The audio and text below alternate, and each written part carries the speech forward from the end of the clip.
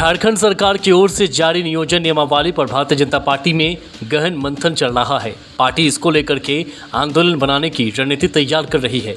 भाजपा विधायक राजा सिन्हा की माने तो इस मुद्दे पर 2 सितंबर को रांची में बैठक भी होगी। भाजपा की आपत्ति है कि सरकार ने इस नियोजन नीति के जरिए झारखंड के स्थानीय समाज को बांटने का काम किया है। धार्मिक आधार पर बहुसंख्यक समाज से जो देश सरकार रखती रही वह इसमें परिलक्षित हो रही है। ऐसा अगर होता रहा तो सरकार हिंदी और संस्कृति को स्थानीय भाषा से बाहर रखकर उर्दू को शामिल नहीं करती है। हालांकि उन्होंने अभी तक नियमावली की कॉपी नहीं मिलने की बात कहते हुए इसे प्राप्त करने और आगे की कार्रवाई करने की बात कही है।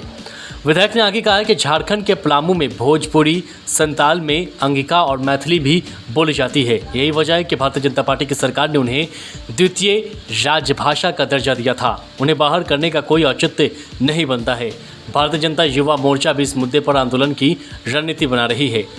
भाजपा में प्रदेश अध्यक्ष किसले तिवारी कहते हैं कि सरकार मिशनरियों के इशारे पर चल रही है और इसलिए उसने ऐसी नीति बनाई है जिससे सामाजिक विद्वेष फैले। यह सरकार के तुष्टीकरण की नीति का ही परिणाम है।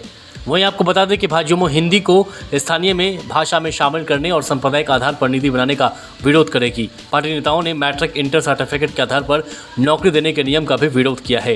नेताओं के मुताबिक इससे नियमावली बनाने वालों की अपरिपक्वता झलकती है। इस नियम से ऐसे मूल निवासी जिनके स्वजन बाहर काम करते हैं और बच्चे भी बाहर ही पढ़ रहे हैं वे अयोग्य हो जाएंगे। उनकी स्थानीयता भी खतरे में आ जाएगी। इस नियम को तत्काल बदले जाने की जरूरत है। सरकार सामाजिक द्वेष फैलाने के बजाय खाली पड़े पदों पर जल्द से जल्द नियोजन करे, सिर्फ नियमावली ना बनाते रहे। इस नियमावली को तत्काल प्रभाव से रद्द किए जाने की जरूरत है, नहीं तो पूरा राज्य में असंतोष भड़केगा और इसको लेकर के आंदोलन किया जाएगा।